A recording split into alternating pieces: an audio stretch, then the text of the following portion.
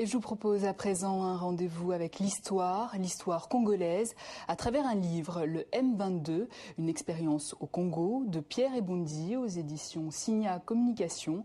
Ce témoignage sous forme de livre-entretien cherche à capitaliser le travail social complexe qu'a été la tentative de putsch du mouvement du 22 février 1972 au Congo-Brazzaville. Retour sur ce devoir de mémoire avec son auteur Pierre Eboundi. Il est au micro de Louis Kemayou.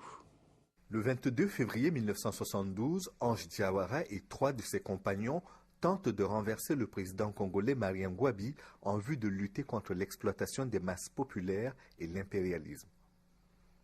Cette tentative de putsch s'étant soldée par un échec, ses auteurs constituent le M22 que le président Ngouabi considère comme une entreprise d'assoiffés de pouvoir, toujours insatisfait et à la solde de la CIA.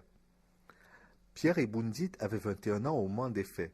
Dans un livre entretien intitulé « Le M22, une expérience au Congo », il voudrait restituer la vérité sur ce mouvement. Chacun sait, si l'on veut être honnête, que dans l'histoire politique récente du Congo, le M22 reste l'un des rares mouvements qui s'est organisé sur des bases idéologiques claires. Plus de 35 ans après les faits, le bilan du mouvement du 22 février 1972 pourrait se dresser comme suit. 1600 arrestations sur l'ensemble du territoire congolais, arrestations puis assassinat de Ange Diawara et de ses 3 compagnons.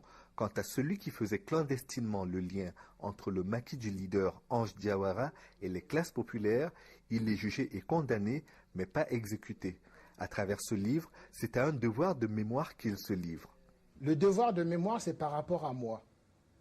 Je me suis trouvé avec mes flashs, avec mes rêves, mes cauchemars qui remontaient à la surface. Diplômé de la faculté de pharmacie de Reims, Pierre Eboundi demeure un militant anti-impérialiste en lutte contre le tribalisme et résolument panafricaniste.